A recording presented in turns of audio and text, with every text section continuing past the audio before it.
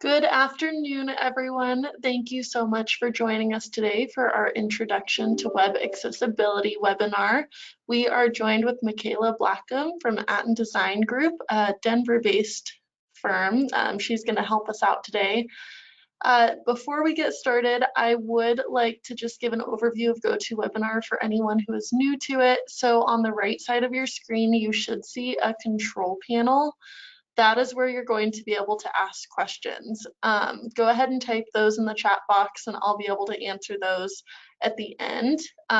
We'll have a whole Q&A session, and then as always, this is being recorded, so I will send a follow-up email after this webinar with a link that will lead you to the recording as well as the PowerPoint materials and Michaela's contact information as well in case you have any follow-up questions. So before we turn it over to Michaela, Heather is going to give us an overview of the bill so that we have a little bit of context as we talk about web accessibility. Thank you so much, McKenna. Thank you all for being here. So as many of you will remember, House Bill 1011 passed last session, and what that bill does, among the provisions of that bill, it created the authority for the Office of Information Technology to establish statewide accessibility standards for websites. So all state agencies and then also local governments have to be compliant with those web standards by July 1st, 2024. So that does mean that local governments' websites must be compliant.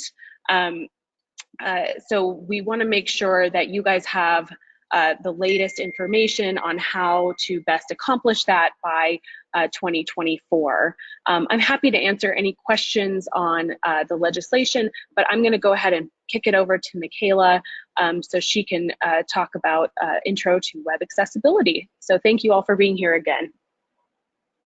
Thank you so much. I know there's a whole topic we could go on and for hours and hours about, I'm sure, but let's dive into a little bit of the introduction to web accessibility. I did turn my captions on. These are just automated captions with Google Slides, so hopefully this is something you can easily see. If not, I do apologize. Sometimes it does get a little bit buggy. So let's dive in. So first, I just want to say my name's Michaela Blackham, and I'm the Accessibility and QA Specialist at Aten Design Group. I've been with Aten for over 5 years now, 5.5 really. Aten has been around for officially 22 years this week, and we've been providing strategy, design, and development to mission-driven organizations. Notably, we have been working with Drupal for over a decade, and we contribute to the project in every way that we can. Since 2000, we have been working with some of the most amazing mission-driven organizations in the world.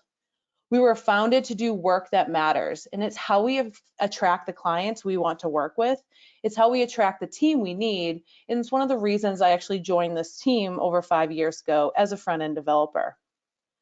As of 2020, I moved officially into a full accessibility specialist role here at Aten to really make a difference in our process, build a partnership with the Blind Institute of Technology, as well as educate others on the importance of creating accessible products and services.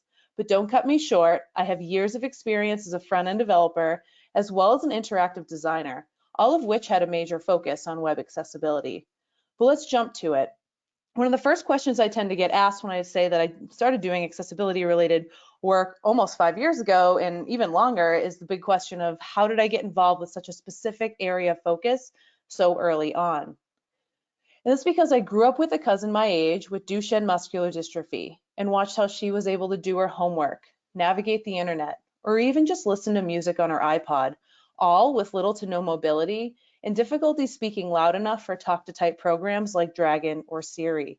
Sometimes she had to get very creative, but most of the time she had to ask for help, which I know frustrated her immensely, and I always wanted to relieve her of that stress. So I started to get involved with both physical and digital accessibility. But really, focusing on the accessibility of your site is important in order to relieve the stress of everyone using your site, not just for people who may struggle with it a bit more, like M. So that's why we're here today. Today's webinar is definitely more geared towards absolute beginners, people who are just starting out in the accessibility world and just start trying to learn a little bit more on that side.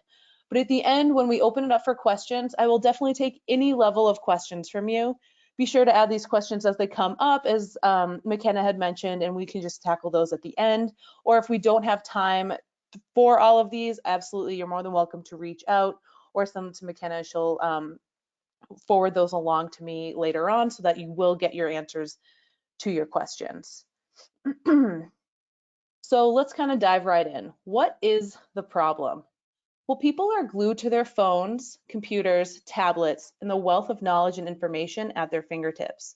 If you wanted to go to a movie, how would you find out what time it's playing? If you were in a new city and wanted to go out to eat, how would you find somewhere that you actually like? The internet is the main source of information for pretty much everyone nowadays. And according to the CDC, 61 million adults in the US live with some form of a disability. That's about 1 in 4 adults in the United States, or 1 in 4 potential users that could be interacting with your website. And even more surprising is that this statistic doesn't even include the number of internet and smartphone obsessed children in the country, many of whom may qualify as disabled as well. So how do people who are blind or have low vision get the same information? What about people with a lack of mobility for mouse control or touchscreen gestures? These questions are why there has been such a major push for more accessible products. So what is digital accessibility? Let's just dive right in. Let's really talk about it. Well, digital or web accessibility means that websites, tools, and technologies are designed and developed so that people with disabilities can use them. This is a great idea in theory, but how do we actually follow and implement this in practice? Well, creating accessible technology means following the principle of POUR. This is what our international guidelines are based on and grouped by. POUR stands for making your website perceivable, operable, understandable, and robust. So when I talk about making your website or application perceivable, I'm talking about making it so that users must be able to fully process the information. This means providing text for those who cannot hear and audio for those who cannot see, for example. And operable. Everyone needs to be able to operate a website and application with a variety of tools. Many users with disabilities cannot operate a mouse. Keyboard, screen reader controls must be present. And if users can perceive and operate a website, it doesn't actually mean that they can truly understand it. Understandable websites use clear, concise language and offer functionality that is easy to comprehend. If accessibility is starting to feel like usability, that's because usable websites are inherently more accessible. And finally, robust. Your product should work across all platforms, on all browsers, and on all types of devices. So you may be thinking that you may understand a little bit more with the principle of POUR a bit, but it doesn't really make sense how to implement this principle into the website. And that's where the international guidelines come into play. So when I'm talking about the guidelines, I'm usually referring to Web Content Accessibility Guidelines. You may hear it as WCAG, WCAG, WCAG. However you want to hear it or pronounce it is totally fine. Just know that these are the international guidelines. You may also hear about Section 508 of the Rehabilitation Act of 1973 a lot as well.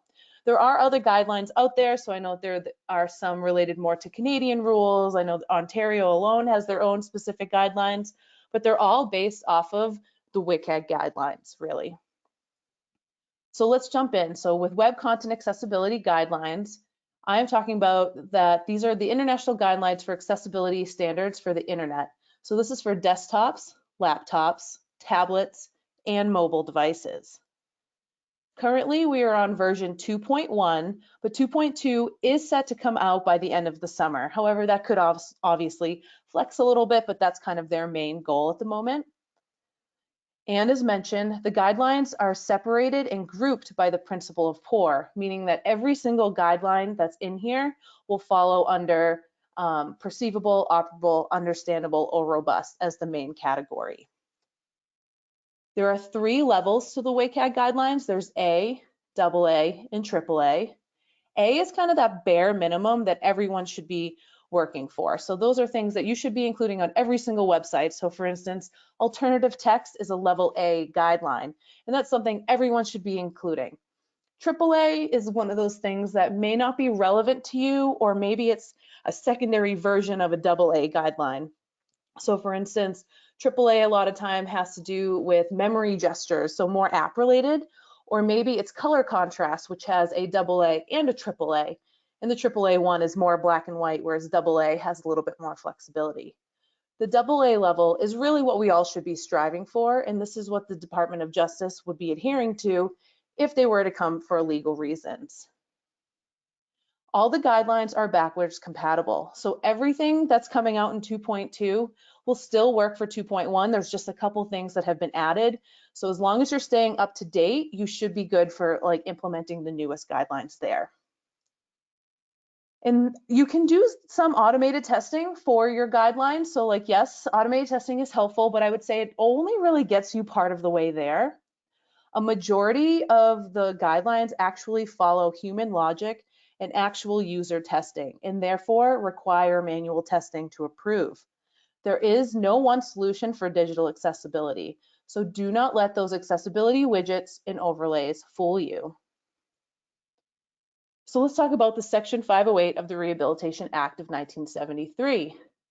This is a federal law which requires programs and activities funded by federal agencies to be accessible to people with disabilities, including federal employees and members of the public. What people tend to get confused about is that they think these are completely separate guidelines to the WCAG guidelines that we just talked about. And yes, this section in the Rehabilitation Act covers more than just your website, including things like PDFs, career opportunities, and so on. But the relevant part of this actually points to WCAG 2.0 as the guidelines to follow for your internet standards. And you heard me say that 2.0, sorry, I said 2.0, 2.0. So as long as you're following the latest WCAG guidelines, you actually should be in good standards there. So working with Aten, we can absolutely help you no matter what your situation is, or if you just want a little bit more clarity on the different guidelines and kind of what's going on there. Overall, no matter which guideline or act you follow, always remember that digital accessibility is more than a checklist. So for example, here are some of the bigger ones I tend to see a lot, like, okay, great, I have alternative text for images. You can check that off your list. And then you have, okay, I have a skip to main content link that appears for keyboard users.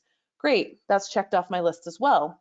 And again, we have captions for videos. They may just be automated captions, but they're there, so great, checked it off my list. But if your team is only focusing on the technical aspects of accessibility in the checklist, like I'm calling it here, then the human interaction aspect is often lost and accessibility actually is not achieved. So for instance, yes, you may have alternative text for the images, but is the alternative text accurate? Does it convey the content of the image within the context of why it's being used? Is it short? Is it succinct? Does it actually make sense? That's the biggest thing. Alternative text is there for users who can't see that image. So we want to make sure that they're getting that information conveyed to them with the image. So if you're just including like image_01.jpg as the alternative text, your automated tool will say, hey, you did that correctly. However, it's not actually accurate and doesn't convey any information and therefore isn't actually compliant.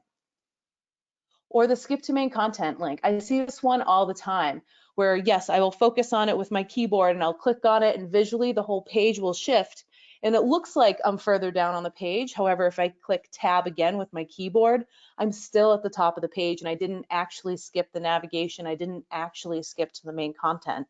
So you have to actually make sure that these work without just visually working. And captions on videos. And as mentioned, like, yes, we're using automated captions here and automated captions are okay. However, are they accurate? Do they make sense? Are they correct?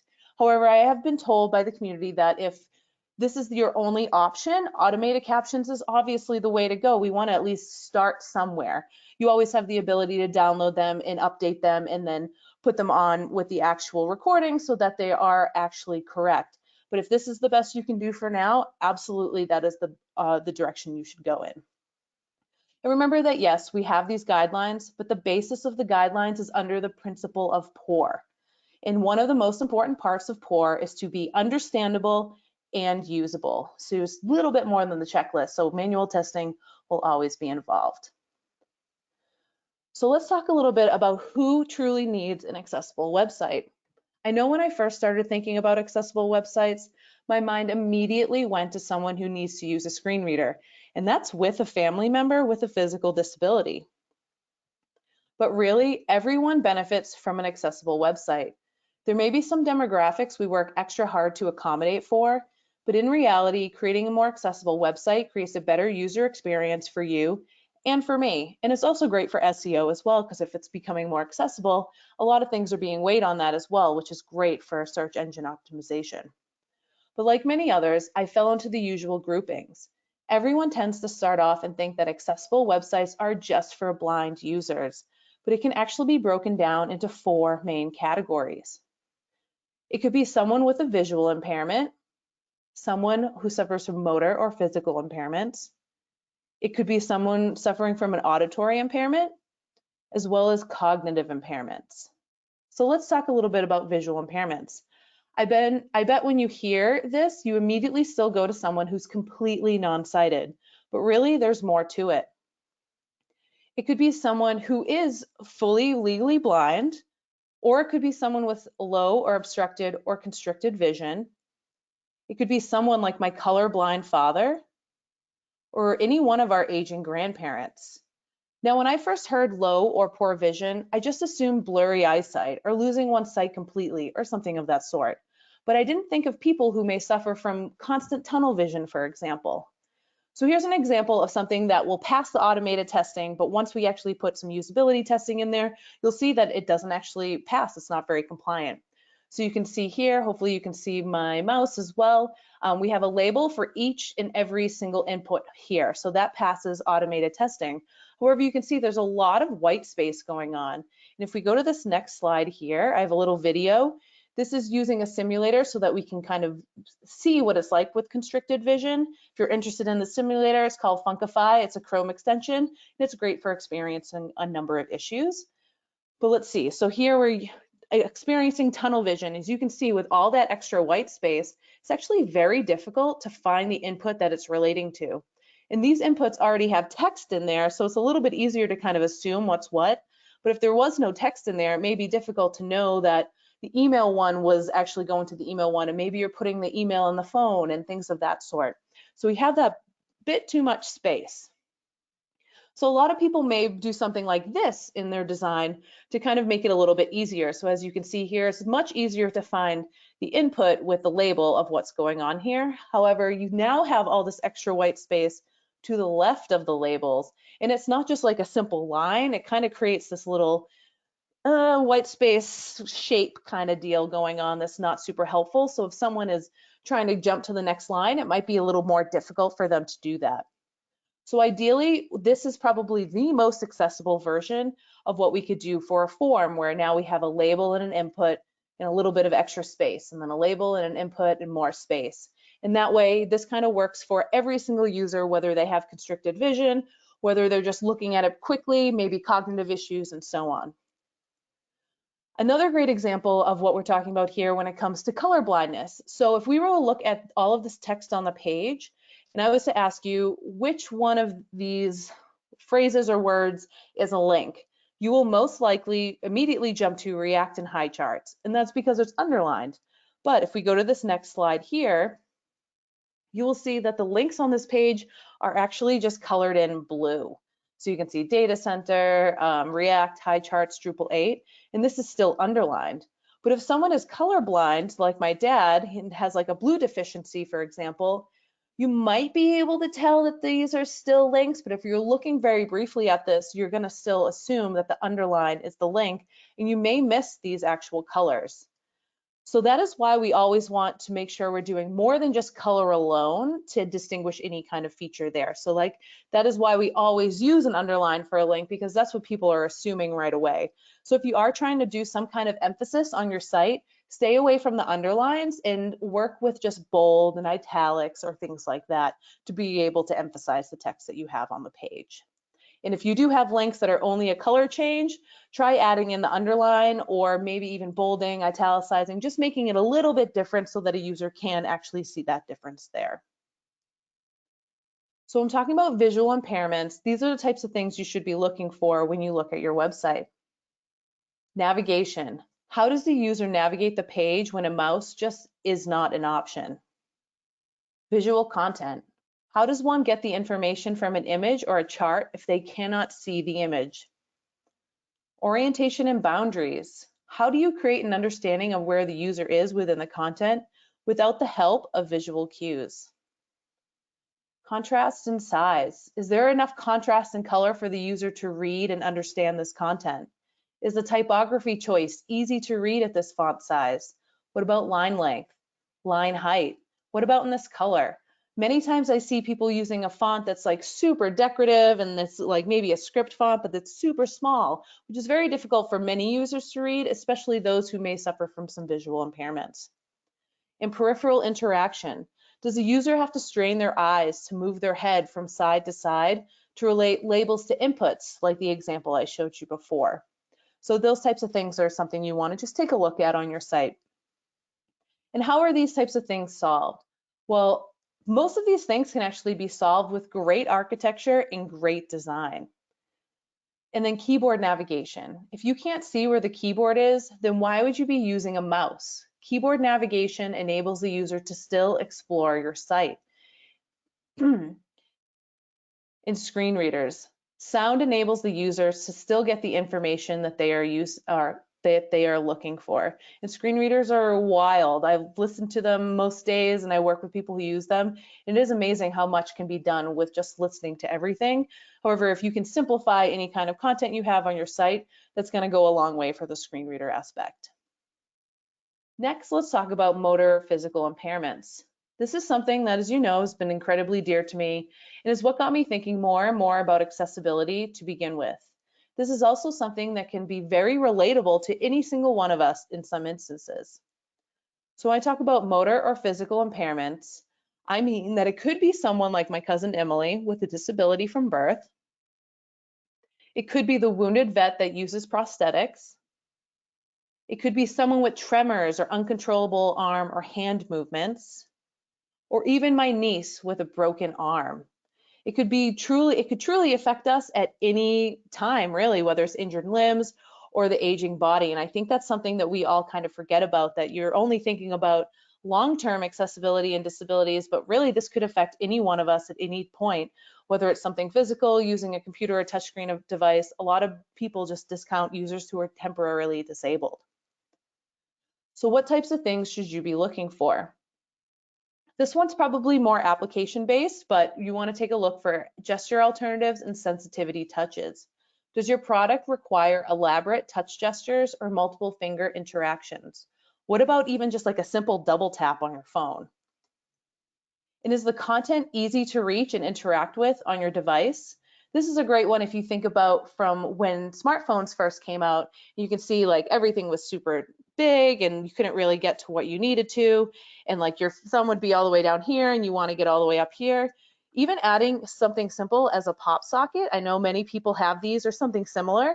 These are actually assistive devices so that you can actually interact with your phone a lot easier. So not only is it something that people who need it will be putting on their phone, but that's something that everybody else has found super useful, because most of the time accessibility will affect every single one of us and make our lives a little bit easier as well. Non-physical navigation. How does one navigate and interact with a page when physical movement is difficult or non-existent? And finally, touch size and target size. Will my user accidentally click another link or button because of the size or location of the interaction? This is something I see all the time. I deal with it every day. My autocorrect is horrendous.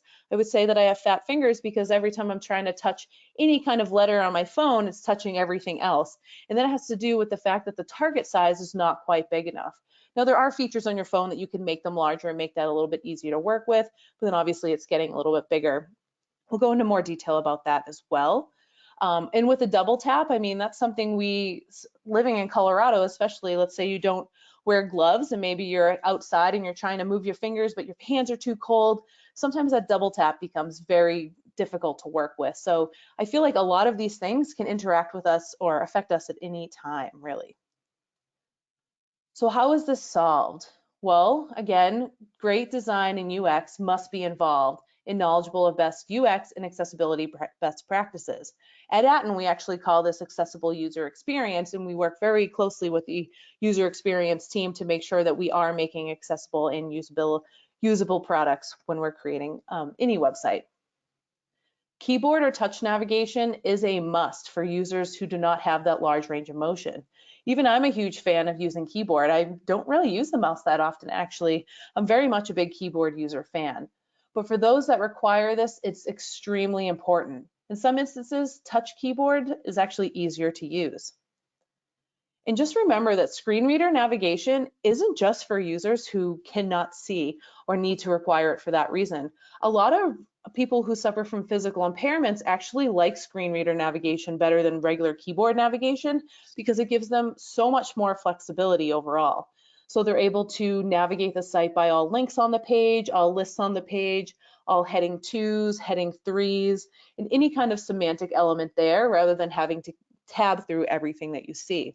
So it's very important that, yes, we want screen reader navigation to work well, but we also want to make sure that if you're visually using it, it should be working very well as well. Speech. So the use of programs like Dragon or Siri are very important. This is something that my cousin Emily used a lot, where it has like a grid on the screen, and then they'll basically say like move into B12, and then you get a little bit closer and a new grid appears, and you're kind of like pushing and getting closer and closer to the button that you're trying to interact with there. And then they're very creative with ways to resolve this. So there's things like eye trackers, tongue sensitivity clickers, and so on. It's pretty interesting. So here's what I want to talk about with the target size. So the minimum target size for accessibility standards, according to WCAG, it's 44 pixels by 44 pixels. So you can already see here by Google's material design guidelines, they're requiring 48 by 48. Excuse me. So it's already a better situation there. So for instance, 48 by 48, that's the amount of space that you need for minimum target size. You can see this says a little bit of padding around the edge as well that actually gives it probably like 52 pixels by 52. This is something I see probably more often where the icon's much smaller. However, the target size and the touch size with all that padding still equals that minimum of 44 by 44 pixels. So that's really what you're looking for there. And this still applies for things that aren't necessarily square. So as you can see here, the minimum size, according to Google Material Design in this instance, is still 48 pixels by 48 pixels. They're still able to include that touch target size. And although the button's only 36 pixels tall, we're still adding that padding into it so that people can interact with it.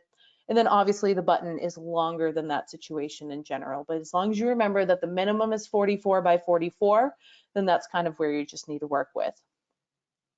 Another part we want to remember is I was talking about when things are just too close together. This is a very important one. So as you can see, this is Apple's human interface guidelines. They simplified everything. So now you can share it, I think I'm assuming what that icon is. You can add maybe a new note, maybe that's what we're doing here, or you can delete this note. I'll say it's note in this instance. What we don't want to do is we want to include all the buttons in here. What we want to make sure that we're doing is only doing the immediate actions that we're looking for. This way, in this instance, let's say the delete and the add are right next to each other.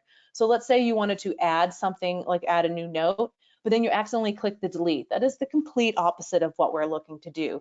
So by spreading that out and only putting in the pieces that you're really looking for, that's kind of the best direction so that no user will accidentally delete something or accidentally do something they didn't want to do and have a frustrating experience. And when I was talking about keyboard controls, now this is something everyone can really do and test on their own. You just go to your website and you use tab to go forward, shift tab at the same time to go backwards, space, enter, and your arrow keys. Now it can get a little confusing, but as long as you're just doing the tab, you can kind of at least see how interactive everything is, and I definitely recommend everyone doing that. For reference, this video is going to be in Chrome, and some browsers, every browser will allow you to do this, but some browsers make you actually turn this on locally. So if you have Safari, I know you have to go to your preferences, accessibility, and then turn on keyboard controls, but you have that ability no matter what. So let's press play just so you guys can see what I'm talking about here. So as you can see, I'm tabbing around with the keyboard, and you can see we have this outline so we know exactly where we are on the page at all times. It's not super confusing. Then we got to a skip to main content. So that's what I was talking about, because you may have been like, I've never seen that before. You only see it if you're using your keyboard. So one of the main things I would want you to do is look at your site and try using the keyboard right away.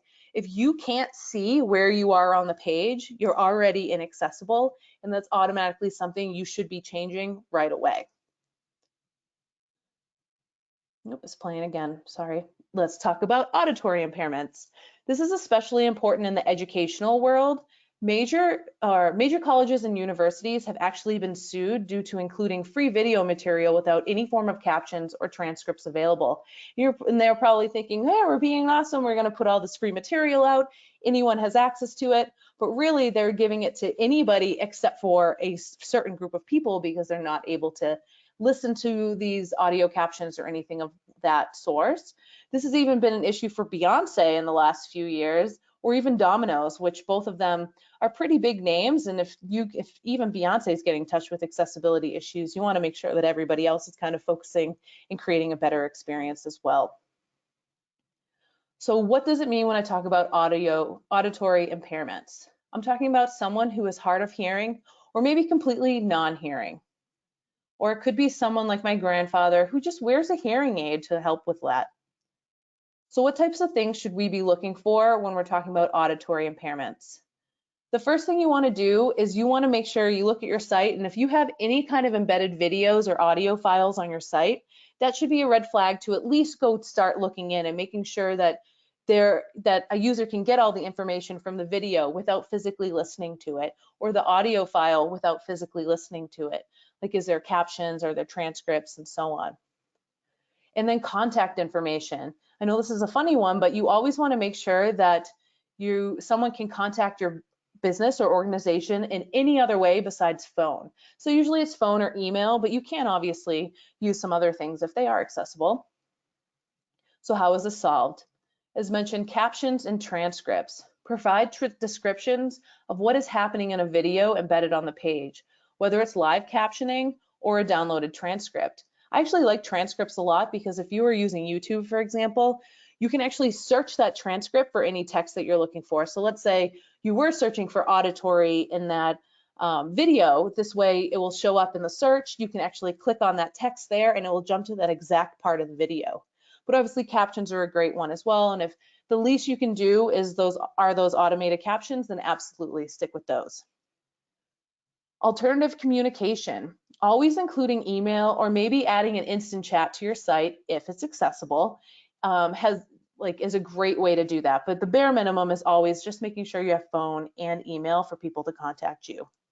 And this is, again, we can relate this very easily to everyone outside of this, because if you think about it, a lot, like, I'm always putting the captions on anything on the TV or movies because I'm always crunching on some tasty snacks and I can't really hear everything.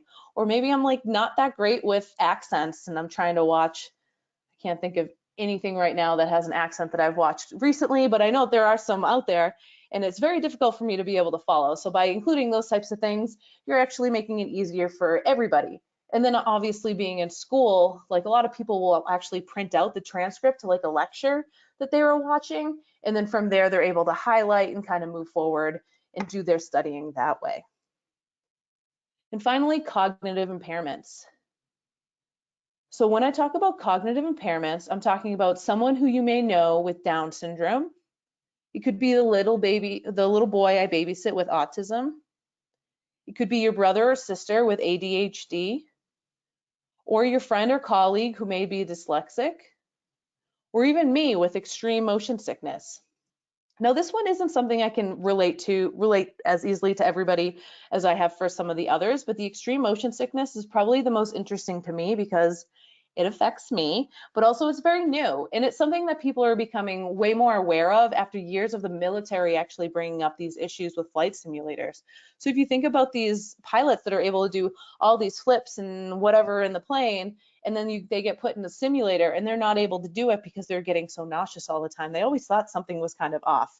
And this is still, I know that's like the extreme version of it, But this is still the same thing. We see a lot of movement on a lot of websites. If there's too many animations or maybe too many videos that are on autoplay or anything of that sort, like that can be very distracting and cause some major issues. So what types of things should you be looking for in your website when I'm talking about cognitive impairments? Visual density is a big one. Are there too many colors, moving items and images distracting the user or not enabling them to comprehend the content easily? Memory gestures, again, this one's more application-based, but are there a lot of gestures a user will have to memorize just to interact with your site? In distracting content, is there a clear direction and layout to guide a user through the content? Does the user have to control over, does the user have control over the video that's on autoplay, or do they have to now deal with the whole video playing the whole time when they really can't deal with that? Fonts are a big one. Does the font work for users who are sensitive to particular typefaces? And a fun fact for you, Comic Sans, I know being a design background, working with designers, will always tell you Comic Sans is the worst, but Comic Sans is actually a great one for users with dyslexia. It's actually been proven to be one of the easiest fonts to read, so it's kind of a funny thing to think about there. There are other fonts that they've created that are similar, like OpenSlexia is another one. And this is something I see on a lot of sites where they actually have the ability to toggle the font to something that is more dyslexia friendly. You know what I'm trying to say. In excessive movements. Is there too much movement as a user scrolls down the page? I see a lot of times when websites will change the scroll speed and then the animations are coming in at different speeds and everything's kind of happening all at once. And yes, it looks cool, but that kind of like physically makes me sick. So here's a great example of distracting content and visual density. I know it's extremely over the top and no website is really doing this. This was a real website like probably 2 years ago, so I'm not too far off, but as you can see, there's a lot going on. There's no hierarchy, there's no white space, you don't actually know where to look. It's funny to look at, however, it's not very helpful from a design standpoint. Just remember that white space and clean design is definitely your friend.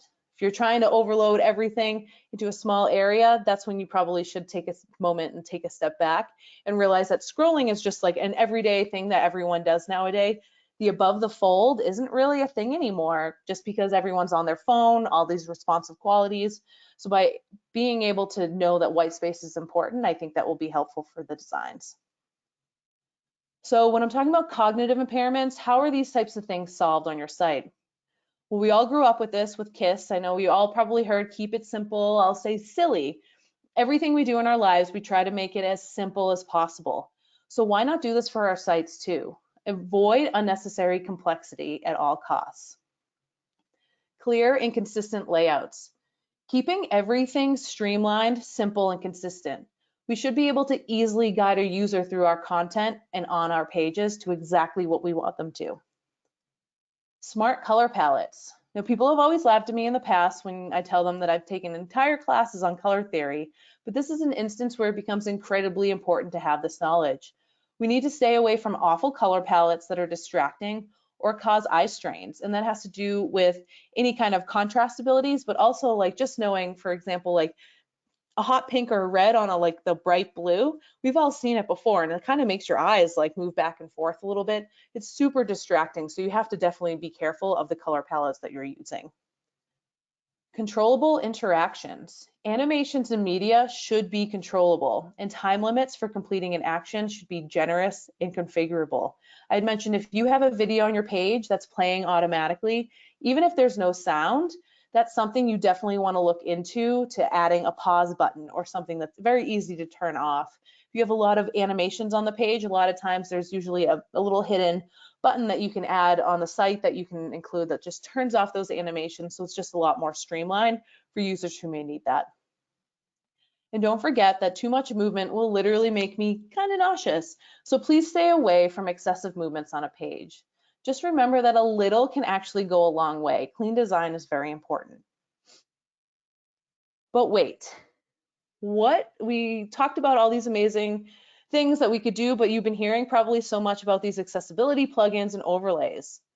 In that you've probably heard that they fix all of your issues and save you from any legal downfall you may have. I get this question a lot nowadays, And a client or developer has probably heard about it and heard about this accessibility plugin that will solve all your problems in little to no time or money up front. They use artificial intelligence to fix your entire website of all errors, and then adds this plugin to customize the user experience. It doesn't require anyone going into your code and fixing anything.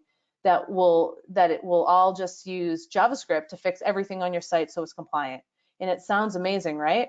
Well, if you're unfamiliar with these widgets and overlays, before we talk a little bit more about them, something like this. So as you can see, they'll put like this little icon on your website. We don't have this on ours. I just kind of threw random screenshots on here, but you'll put this little widget down here, and then when someone clicks on it, it opens up this panel of all of these options that they can play around with. So then you can highlight all the titles, you can change the font to something else, you can magnify the font, you can turn on screen reader, like keyboard navigation, a screen reader profile, a seizure safe profile, and things of that sort.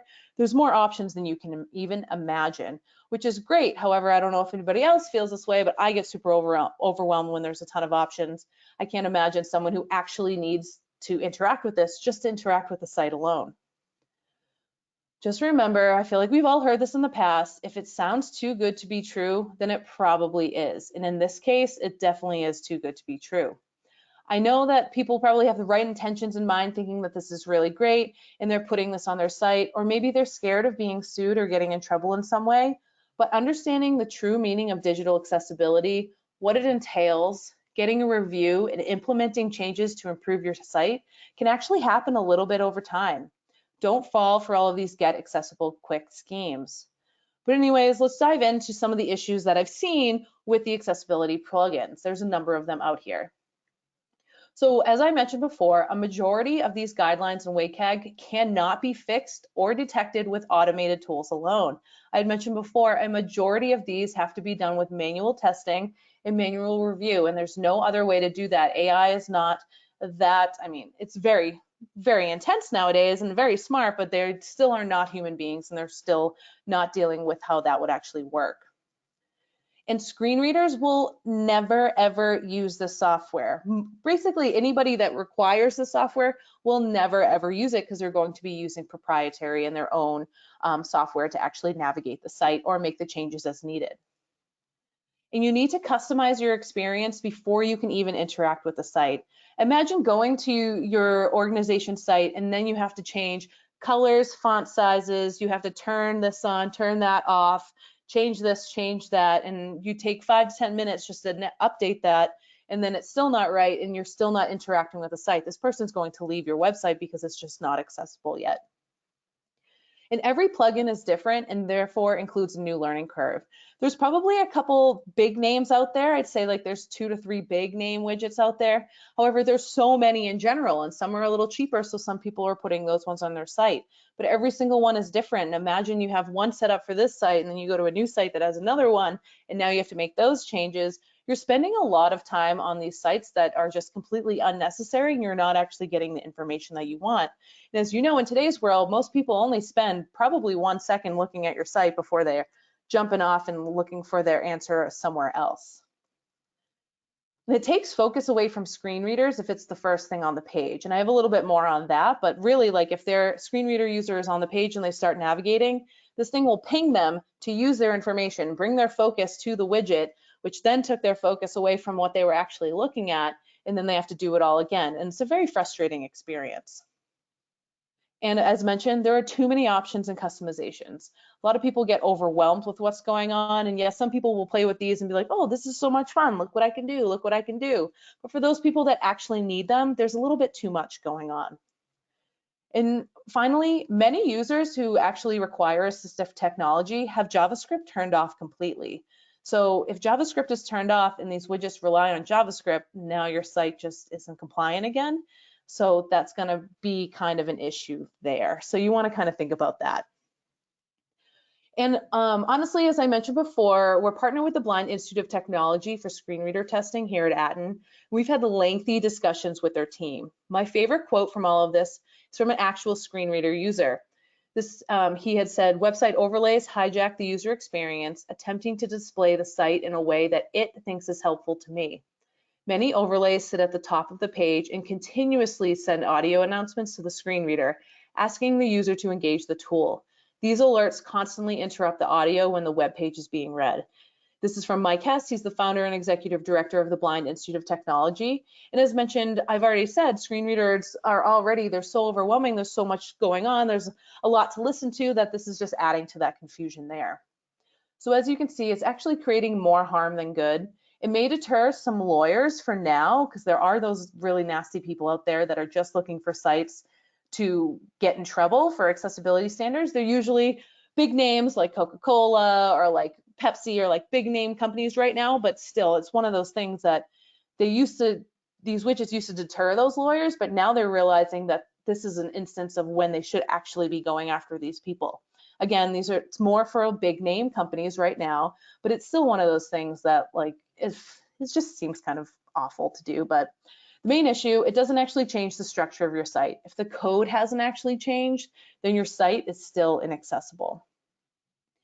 And as you can see from Mike here, overlays trick product teams into thinking accessibility can be solved and put out of mind with just a few clicks. There is no substitute for making digital accessibility an embedded part of your team culture. The first step is embedding the idea of accessible user experience onto your team. So hopefully today's webinar will empower you to start your accessibility journey. And I think I mentioned it before, even if it's just a little bit at a time, if you just start with content and then you start with maybe like design stuff and then you start with this, it can be spread out. And especially with the law that we were talking about, the House bill that we were talking about earlier, I mean, I think it's 2024. So I mean, you have plenty of time to kind of make those updates as needed. But really, why we're here today is how can Aten help? And as mentioned before, Colorado will be the first state to require by law website accessibility standards for their for websites. And this is for local and public entities. It will be meeting this, and I assume this might apply for many of you. And if it doesn't actually apply to you, this is just showing the direction that ADA compliance is going in. So it's important to get ahead of the game where possible. And I'm obviously not going into much detail about this today, but I just want to make sure people realize that like we should be proud to be in a state that is pushing these boundaries and making a real difference in the area and prioritizing such an important technology advancement. However, I do know that a lot of this can be extremely overwhelming. So just remember that Aten is here to help. We believe in giving back to the community, like doing informative webinars. We do webinars every Wednesday, every other Wednesday. Now I don't remember. We speak at a lot of conferences. We do a lot of trainings. We work with other organizations to do webinars with them, like today. And we also do some free consultations of your website's ADA compliance. So if you are interested in just getting a little bit more information or anything of that sort, like feel free to reach out. We definitely can help in any way needed. And then I also have included some past related webinars here. So you can see here I have one for creating accessible website content. This is a big one because I find that most websites, their biggest issues are actually related to content, which has nothing to do with the developer or designer. It has to do with the actual content creators and the content on the site. So this is a great one to learn like how you can actually update those issues. I have performing an accessibility review of your site. Now it's not completely thorough, but it will definitely help, I think. And then we have a Q&A opportunity with Aten and BIT, with Mike Hess, the executive creator and founder of BIT, and then an approach to accessible web projects, which is kind of more that intermediate level, talking a little bit more about accessibility reviews, diving in a little bit deeper on how to make some changes and things like that. Now, obviously I have the links here, but I also included these slides and these links and any other link needed and resources. I know that will be sent out after this, probably with the recording or whatever's going on. But overall, I am more than happy to take your questions or take a deeper dive into anything, or if you're just sick of me talking to you or at you, we can kind of move on from there as well. But thank you, everyone. And again, if you have any questions, feel free to reach out to me or work@aten.io. That also goes to me as well. So thanks again, everyone. Awesome. Thank you so much, Michaela. That was great. I know lots of folks are asking if these materials will be available after the webinar, and the answer is yes. You will receive links to all of those webinars in my follow-up email to you, as well as a link to this recording. Michaela, first question for you. is there one question that you most frequently get asked when people are beginning this accessibility journey?